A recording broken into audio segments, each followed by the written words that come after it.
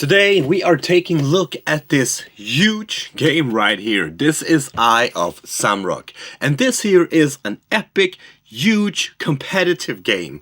And you have your hero, you have your emissaries, you have your soldiers, you have upgrades on building. There is a lot of things going on in this game right here. And in this video I'm gonna show you how to set up this game, but also how to play it. So let's just take a look at this.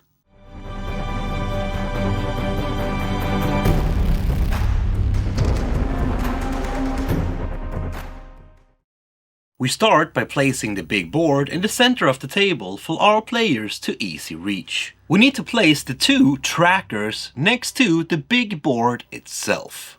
We need to place the Deamon Track token next to the threat tracker. We need to put the turn tracker next to the board, but also the turn track die with 0 on the first space on the turn track. We shuffle all the different cards of these games and put them out in their piles next to the board itself. The Deamon Lord cards, but also the Demon ability cards, goes in the lower right corner to the board. Next we need to place out these little traveling merchants here. There are 3 of these in the game, and at the start we place them out on locations on the map. To know where to put them, we need to draw 3 territory cards and put these out on whatever spaces these 3 cards says. As we can see up here, we have a letter and then a number. These letters and numbers matches locations out on the board. This one here, for example, says M9, meaning that we placed one merchant on M9. And then we place out the other 2 according to whatever the other 2 territory cards says. All the coins, resources, demons, and die are sorted up next to the board. At the start of the game, each player also needs to draw a kingdom card, starting with the first player. These cards here will determine which clan you will be. Once you have received a card at random, and then we need to take all of the components matching that clan's color and put out on the board matching the clan again. Here we have the orcs because we picked the orcs. The orcs are red and has this symbol. We need to take all of the red and put it out on the board itself. Up in the right corner we have the kingdom's influence, and as you can see there are 5 different rows. And these here will affect the game as we move on, but I will tell you more about that in a bit. Down here we have our resources. This here is our warehouse. And you can place your resources anywhere in the warehouse as you want to, as long as you have the correct level.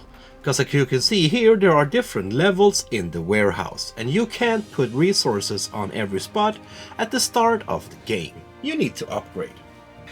In the center here we have different buildings. We have barracks, town hall, and so on.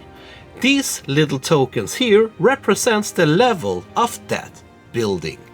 At the start we only have level 1 on 5 of these buildings, while one of them can be chosen to be upgraded to level 2. And you can choose whatever building you would like to upgrade. You simply upgrade by moving this little piece back and forward in these little spots. Up in the left corner of your player board, this is where you will build your crystal tower. These are built by using gems and have 3 steps. Once all 3 steps have been built, we go into an end of gameplay. And down here we have our armies.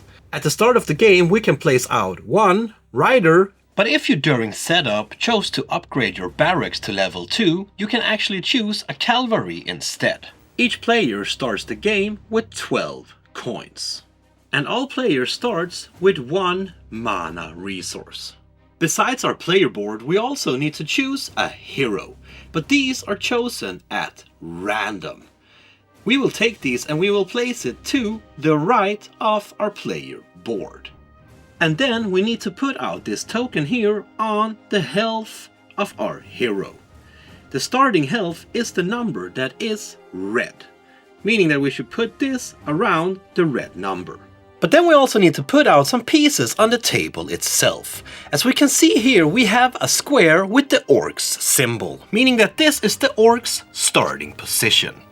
We should take the city tile, matching that territory, and put on the tile. Then we put out our castle, our hero, and place one infantry unit. The players also receive one territory card at random. This here will represent our starting quest location. And we put this faced up next to the board as a reminder. Besides the territory cards, we also get 2 world magic cards. We get to look at these cards and then we get to choose one of them that we like to keep. All players then put their little battle flags on space 0 on the battle track. Next we need to choose our starting resources, and we will do this in counterclockwise order. Once we have chosen our resource, we take that resource and we put it in our city, along with one starting site. Next we need to fill out the crystal market with crystals. Now, depending on how many players you are, you should start by a number and then fill the market from the top going down. This is a 3-player game, so we should start at cost 5 and then fill up the market. Next we need to fill up the Deamon Track with lesser demons. How many we're gonna fill out depends on the number of players. This is a 3-player game, so we fill up the rows until 3 is completely filled and leave 4, 5 and 6 empty. Now, do you remember the starting resource we took before? We need to give this a price. And we will do this by rolling a D100 die. Depending on the number we get on the die, we get a price on our starting resource. If we get 1 to 33, we should sell our resource for 3 coins. But if we get 34 to 66 on the die, we should sell it for 4 coins. 67 to 100, we should sell it for 5 coins. So depending on what we get, we need to take one of our little kingdom markers here, place it out on the space corresponding the coin, meaning the value on the die, and also the resource itself. And then take one of the resources from the market and put on top of our kingdom marker. So now we know that this here belongs to us, the orcs, and it is worth 3 coins. And then the rest of the players does the same thing. But what about the places where we do not have any resources? Well, here we need to roll a die to see on which number the resources not handled by the players will end up. But we only do this in the beginning. Later on, if any resource is missing, we will need to buy it from the bank for a cost of 10 coins. The very last thing we need to do during this setup is to place out the greater demons. So this world was created from 2 gods fighting each other. One god died and its eye became the Eye of Zamrock. Now we have an invasion going on. There are demons flowing these lands, trying to take us out. And we need to stop them before turn 20. Now, the goal of this game is for the players to of course stop the demonic invasion, but also to get medals. Medals called the Eye of Zamrock medals. We will get these medals by gaining influence, by trading, by battling, and so on. And at the end of the very last part of this game, the players goes into a tournament against each others. And this is kind of where everything meets the last requirements to become the winner. But you can of course win this game in different ways. You also need to build your crystal towers. And when one player have built all 3 parts of their crystal tower, we go into the end of game as well. But before we look at all of that, let's take a look at what you as a player actually do during the different phases. Because there are 3 different phases in this game. Let's start by looking at the turn tracker, as this here is quite an important part of the different phases, but also the game itself. As you can see here, we have 10 different spots on this turn tracker. And there are 2 different types of turns. We have day and night. The current turn is indicated by where the die is located. So this here is the first turn. Once it has gone all the 10 steps, it will go back to the first spot. But then we need to turn this die over to have 10 facing up instead. So now we know that this is turn 11. Once we have gone one space again, it will go back and now it will have 20 facing up instead. These little compartments here are used if we need to use a cooldown. For example, some of the world magics here have a cooldown, meaning that they need to cool down a specific amount of turns. So if we have used this, we simply put it in the compartment representing the turn when this goes active again.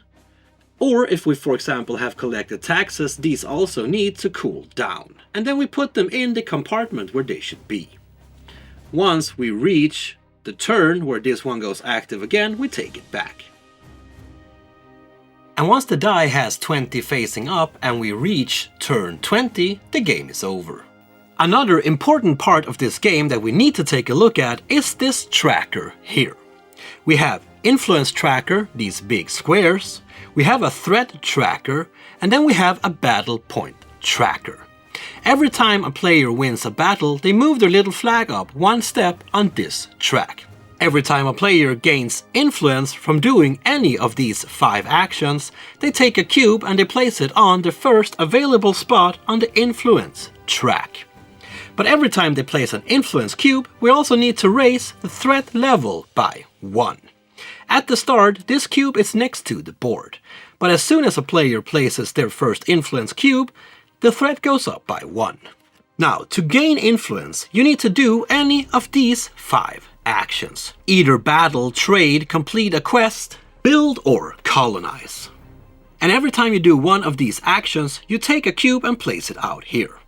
A player can gain a maximum of 5 influences from each of these actions. Once you have used all of the 5 influences from one of these actions, you can still do the action, but you will not gain any more influence.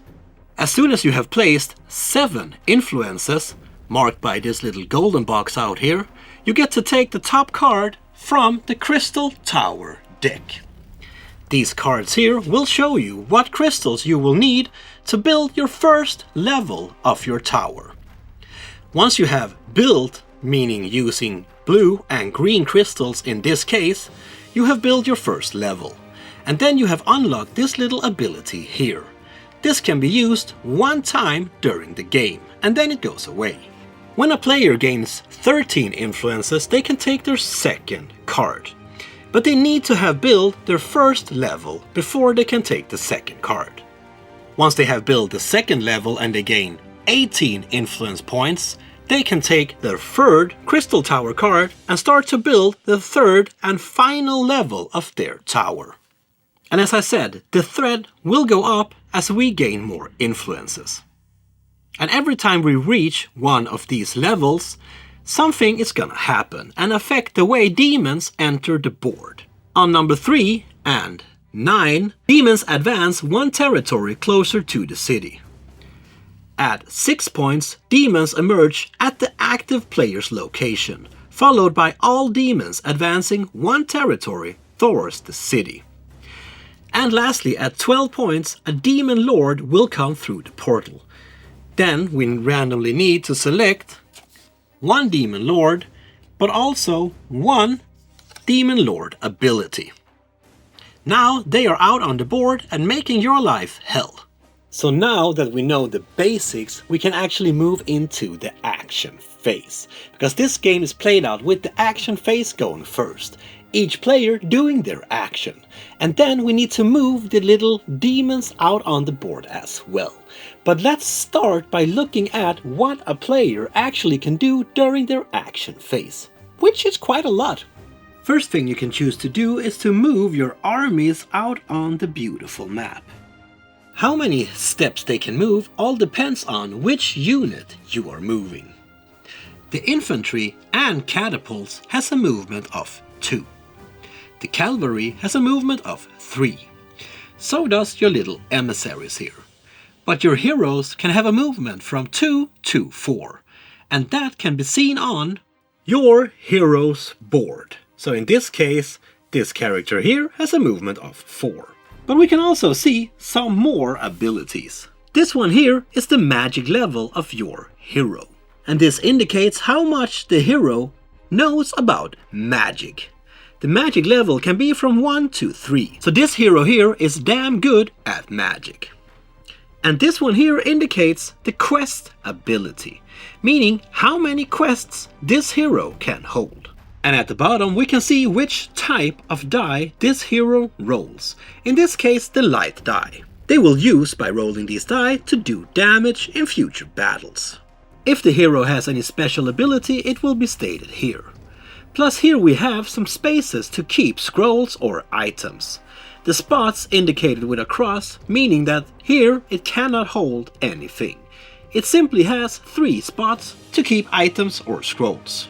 And as I said before, here we have the life of your hero, starting on the red number. Once it goes all the way down to 0, well, your hero is not permanently out of the game because it can actually be revived later on. And during your move step, you can choose to move one or all of your movable characters. Meaning that you could move your little cavalry here and stand them over here. But if they move into a battle when they still have movement points left, those movement points will be lost. And again, you can choose to move one or several of your characters. And you simply move them by moving them one step within these little areas out on the map. But if an emissary or a hero performs an action during their movement, the rest of their remaining movement points are lost, just as if you would walk into a battle. But if they do the action before they move, well then they can choose to use their movement points after. Out on the map itself, there's also 10 wormholes, with this symbol right here. And your hero and your emissary can pay 1 mana to be able to move through this wormhole. It will cost you 1 movement point to move through this, and the mana, but if you choose to do this, they can go into this wormhole and then travel to another wormhole of their choice. But before they actually get to travel, they also need to roll a d100 die. If they get 1 to 10, well then they pass through the wormhole without having to spend any extra movement points. If they get 11 to 90, they simply pass through the wormhole and nothing happens to them. But if they roll 91 to 100, they are then tossed into the wormhole and will end up at a random wormhole out on the map. This is also determined by a d100. The resource that you have just paid goes back to the general supply. So that was how you move out on the map. It's not that hard, right? I mean, you have your movement points, you need to keep track on that, and then you can move one or several of your units. The second action I would like to show you now is how to activate your quests. So at the start of the game, we got a territory card. This represented our starting quest. But to be able to activate this quest, a hero needs to pass through or end their movement in your own city territory. If you do not do that, this will remain inactive and face down. But if you do, you can choose to, in future turns, go to this space stated on the territory card, meaning moving your hero to that spot out on the map. This means that now you have responded to a quest, and you get to take the top quest and start this quest. But you also get some benefits. You can choose to take 5 coins, an item, a scroll, or a special territory. But if you pick the special territory, you also get a medal. But you can only choose one of these. The quests themselves looks like this, and can have up to 3 different acts. You need to start on the first act and complete that, before you move on to the second act. If there would have been a third act, it would have been stated here. Meaning that you need to go from left to right to be able to complete these quests. And depending on what the quest is, you will of course get different rewards. But you can also, if you want to, discard this quest and simply choose not to do it. The next action we're gonna look at is to trade with these little traveling merchants here, the little airships. Now, depending on if it's a day turn or if it's a night turn, they will trade you different types of goods. During day, they will trade you resources. During night, they will trade you items and scrolls. And it's only your emissary that can trade with these little trading merchants. And depending on which level your tavern or market is, you will be able to get different amount of goods. And you need to roll some die. But now let's take a look at how you actually do the trading. So now let's take a look at how you actually do the trading once you have met up with them out on the board. Now let's start by looking at trading resources during a day turn, remember? The first thing a player needs to do to be able to trade is to pay 2 coins. No money, no goods. And if your market, meaning your building down here, is on level 1, you get to roll 1 resource die. And depending on what result you will get that resource. But if you're on level 2 market, you get to roll 2 die. And if you're all the way up on level 3, well then you get to roll 3 die. And again, you get whatever resource the die tells you. But if we are instead trading during the night, well then we are trading for scrolls and items instead. And now we need to look at our tavern's level instead. If our tavern is on level 1, we can draw 1 item or 1 scroll. If it's on level 2, well then you can draw 2 items or 2 scrolls. And you guessed it, if you're on level 3, you get to draw 3. But you only get to keep 1 of the cards you have drawn. Meaning that if you draw 1 item, well then you of course keep that 1 item. But if you're up on level 3 and you draw 3 items, you still only get to keep 1. But now at least you have more to choose from. The item or scroll that you have just gotten is placed in your inventory, and you can choose to place these face down or face up. If you do not have any more room in your inventory, you can still get items or scrolls, but then you need to place them next to your player board. And the ones that you have on your inventory are the ones that you bring into future battles. And before a battle, you are allowed to change any inventories that you have from the ones that you have next to your player board. Your emissary can also choose to colonize territories, meaning that you will own more territory, which will gain you in the long run. To do this, your emissary of course needs to stand on a territory that is free. And then we place out one of these little colony kingdom markers here, showing that now this territory here belongs to the red ones. But to be able to colonize, you need to pay 3 coins. And once you have colonized, you will get 1 influence tokens to put out on the influence track. But don't forget to advance the threat token. And depending on which level your town hall is, you can colonize a different amount of territories. Level 1, well then you can only colonize 1.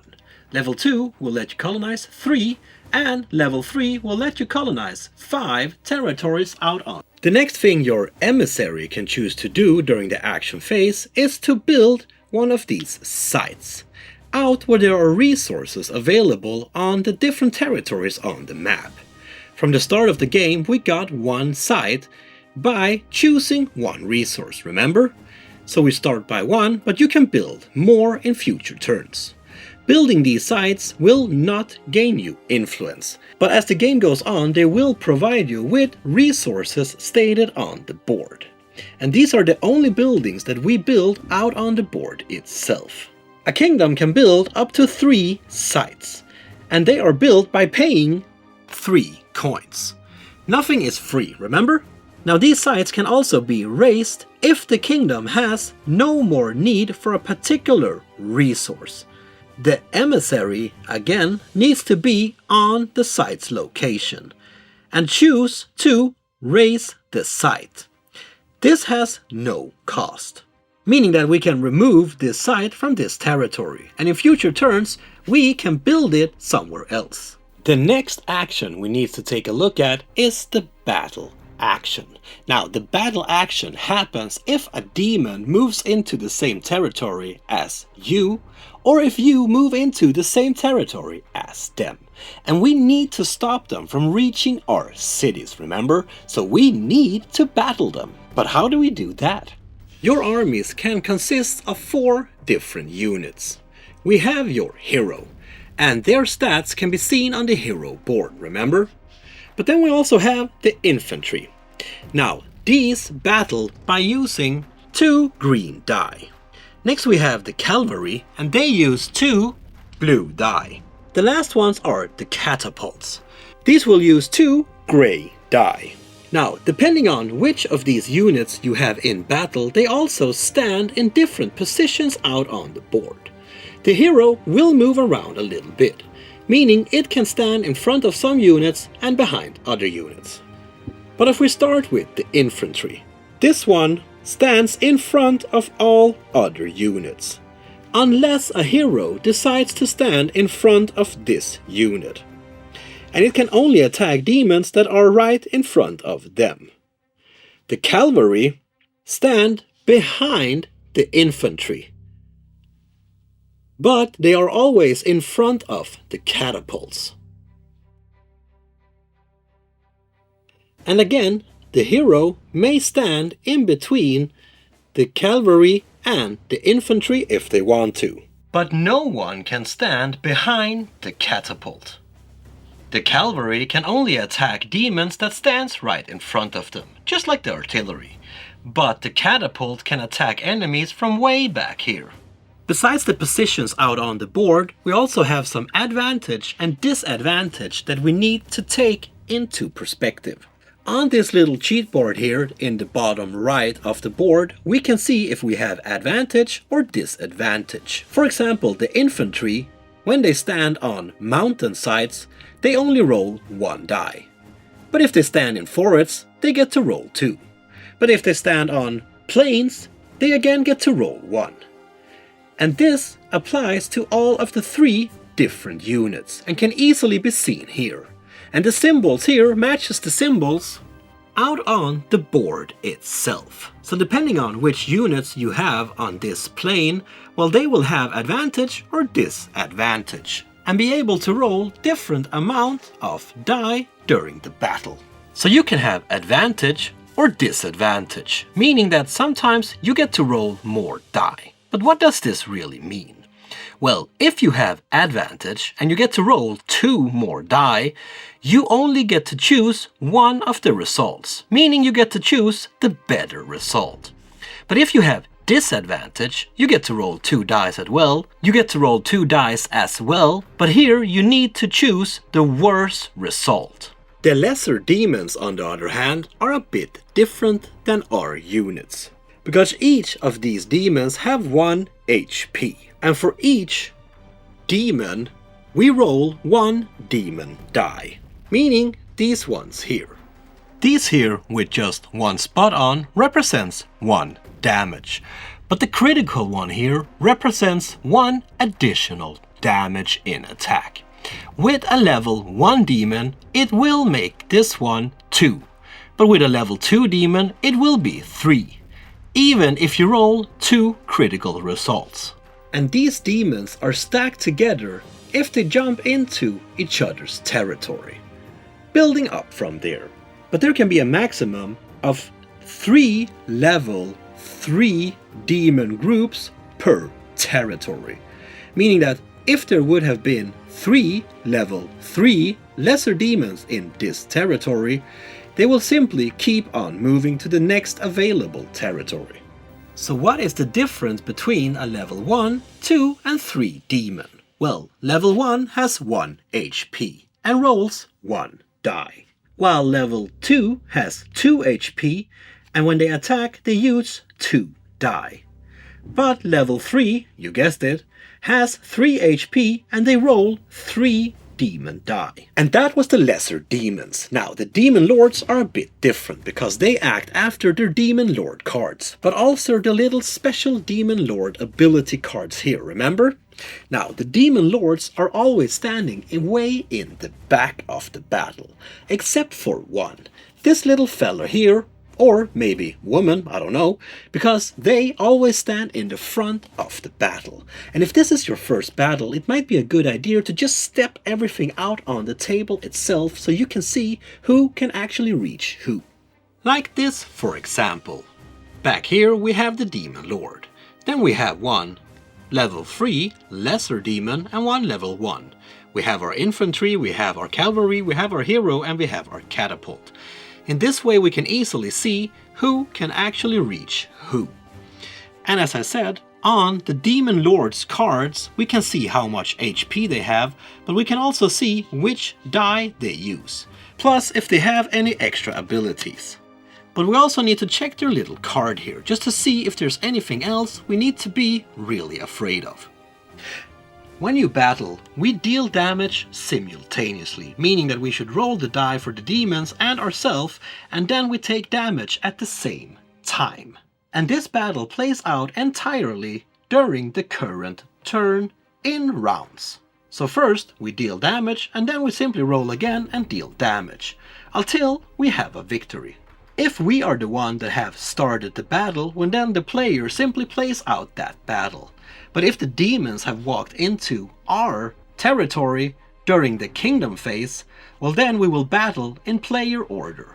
Every time a demon is defeated from the map, it goes into this demon tracker here, and we need to fill up the spaces. So these demons here can return with their full HP, meaning that this level 3 demon was fully banished in a battle, and now it's returned to the demon tracker. These 3 spaces here, they were already taken, so it goes to the next and first available free space next to the others. And remember that this was a 3-player game, meaning that we should not fill up any more spaces. But what if there's no more spaces available? Well then we simply split the demon up that we had to place and split them out on the ones that are already existent. Here for example we have a level 2 demon that has been banished from the map. We can't place it here because we are not 4 players. We can't place it here because this is a full level 3 lesser demon. So we would need to split this up on the other ones next to the level 3 lesser demon on this track.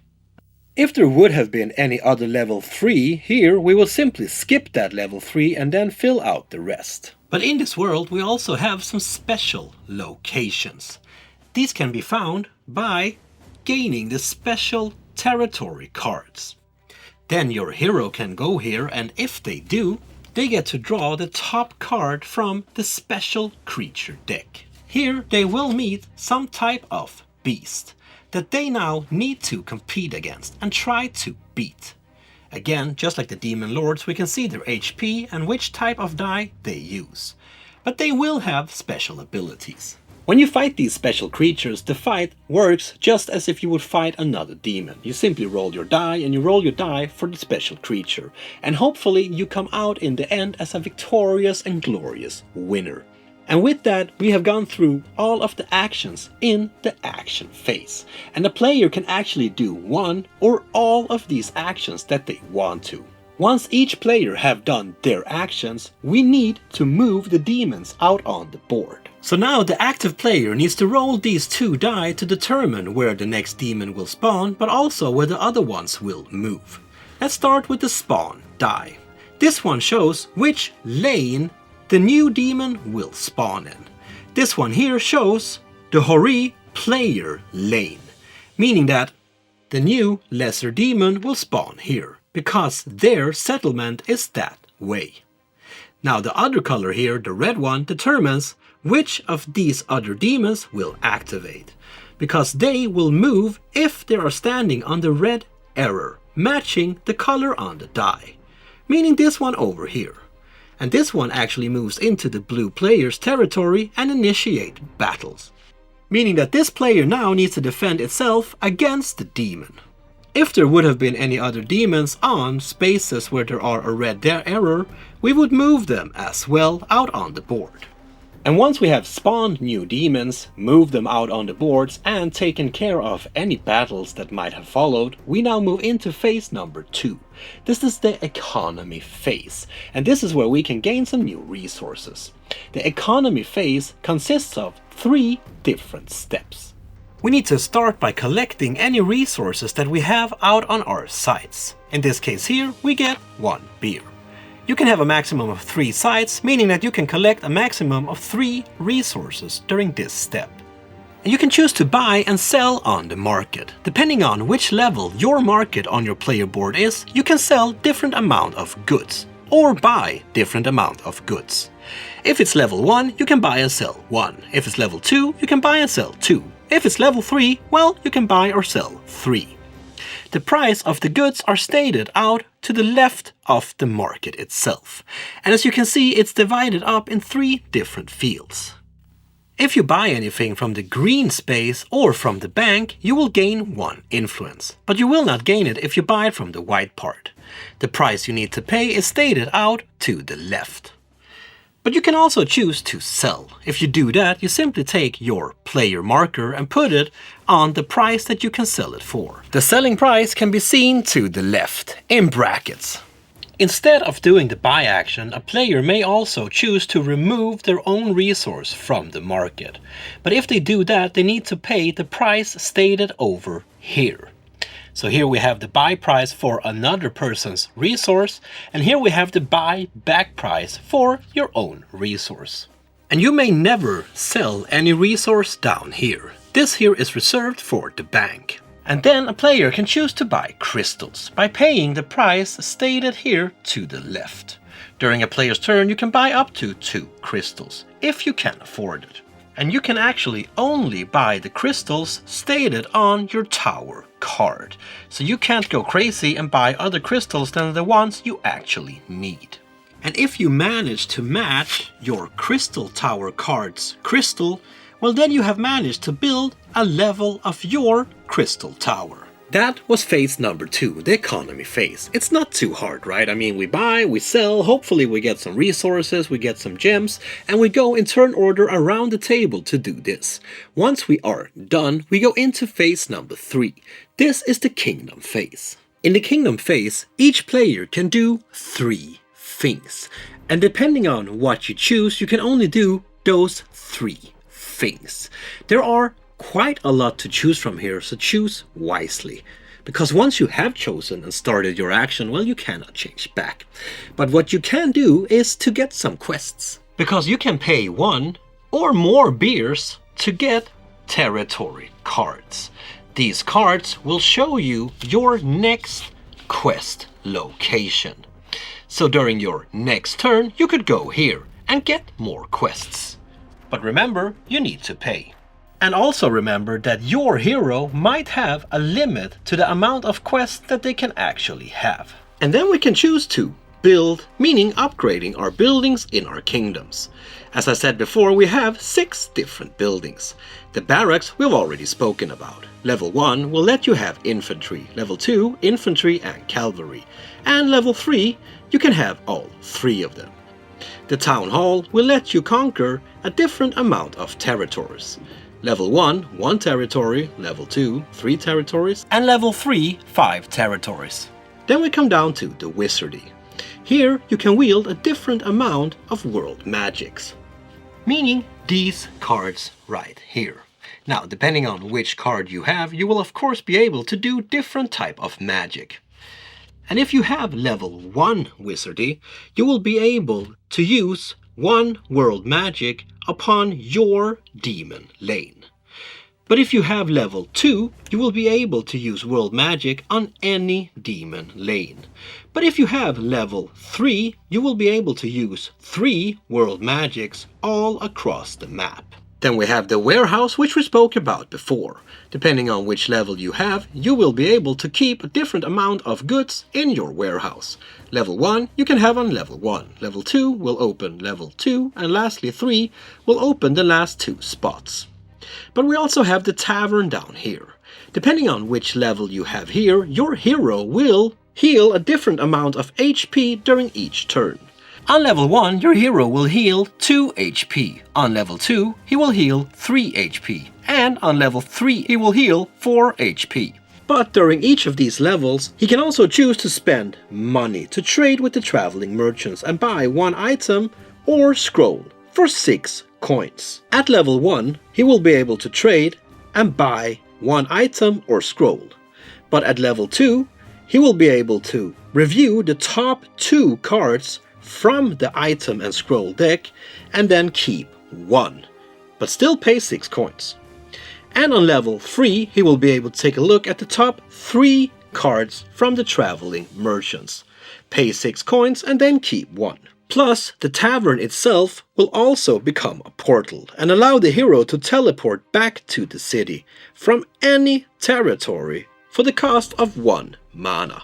The last building we have is the market. Here on level 1 you can buy or sell 1 resource at the market, trade with the traveling merchant by paying 2 coins or to roll 1 resource die and claim the resource shown. On level 2, you will be able to buy or sell 2 resources. Trade with the traveling merchant by paying 2 coins to roll 2 resource die and choose one of those resources. And lastly, on the third one, you can buy or sell 3 resources, trade with the merchants, pay 2 coins to roll 3 resource die and choose one of those resources. But to be able to upgrade any of these buildings, you need to pay 3 coins, stone, 1 metal, but also 1 wood. And you can upgrade any number of buildings you like to during this phase, as long as you have the resources and the money. The resources and the money goes back to the general supply. Besides upgrading your buildings, you can of course also choose to build your crystal towers. But of course, you would need to have the right crystals, meaning 1 blue and 1 green in this case here. But besides the crystals, you need a little bit more, because you also need metal, wood, and stone to be able to build each of these levels, besides the gems themselves. But if you have all of this, you get to place out the crystals on the level, pay the resources, and then gain 1 metal. And also you unlock this little ability down here that you can use once during this game, and then it is discarded. A player can also choose to pay some food to recruit some units. And remember, depending on which level you have, you can recruit different units. This level here have level 2, meaning that they can choose 1 infantry or 1 cavalry. Again, depending on how much food they have. And remember, you can have a maximum of 3 armies at any time. The food you have paid goes back to the general supply. When our hero's HP reaches 0, it is considered to be fallen. And we need to place out our hero 2 steps away from our current turn on the turn track. But we can speed up this process, because during a player's turn we can pay 1 mana to move our hero 1 step closer to the current turn on the turn track. Once our hero reaches the turn we are currently in, they go back out on the map. And they are placed lying down in our kingdom, where we have our castle. And now, during the kingdom phase, we can choose to revive our hero. If we choose to do that, we simply stand our hero up, and now they are back into the fight. The very last thing we can choose to do is to collect taxes. And we will get 4 coins for our city territory, plus 1 additional coin for any other territory that we own. But once you have collected taxes, this action needs to cool down before you can use it again. And you need to put out this little token here 2 steps away from the current turn we are in. And that was the third and final phase of this game, the kingdom phase. And we had 3 steps. First a quest, and then build, and then taxes. And you can choose one of the steps in these 3 different steps. Once we have done that, that phase is over. We would now move the turn tracker forward and then go for another turn. And once we hit turn number 20, well then the game ends. Or if a player managed to build all 3 of their crystal towers, then the game would end. If we do not manage to build a crystal tower before turn 20, well then the players loses, because one of these brutal Deamon Lords here entered their dimension and we will just die and probably live in horror. But if we do manage to build our crystal tower before turn 20, well then we manage to take out the demons. But we still need to see who won the game. So now we go into the end of game step. This is the victory tournament, where each hero are facing another hero. It does not matter how we play this, but if you want to, well, you could go in turn order or whatever. But the heroes are facing each other, and we would battle just like we did when we battled demons. We will roll our die and do damage simultaneously. But we only get to do this once, and then that round is over. Except for some heroes that might have a card or anything else that tells them that they could do a bonus action. Then they could go for one more, but they can only do this once per battle round. And that's the way the victory tournaments goes on until we have one last standing hero. Then that hero becomes the winner of the tournaments and gets 4 of these medals. Whoever is number 2 gets 2 medals instead. But the winner who won the victory tournament might not become the winner of the game, because the player that has the most medal of all the players is the winner of the game. Now this game is a real monster, and I'm not only speaking about the demons out on the board, no, I'm speaking about the game itself. It is huge, it is epic, it is a lot, but it is not for a player that don't like big heavy games, because this is a heavy game. But if you like big miniature adventure, world building, character building, exploring, questing games, well then this is definitely for you.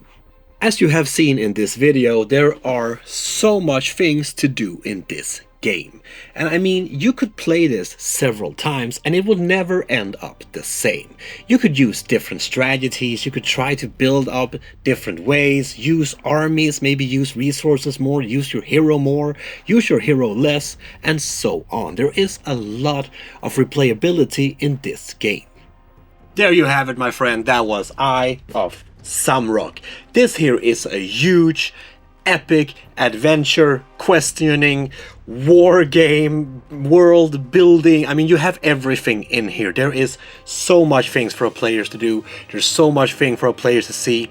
What I have shown you here is, of course, just a prototype. So what you see in the end when it's on your table, it might not look like this. And it's also why some of the text on the board didn't fit what I actually was saying and so on. But you get the idea. This is how you play it.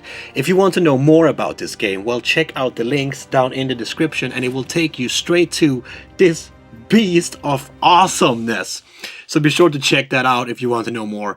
If you like what I'm doing here, give me a thumbs up, give me a like, a comment, maybe a subscription. That would be nice. But most importantly, my friend, please remember to keep on spreading that board gaming love I know you all have. Peace out.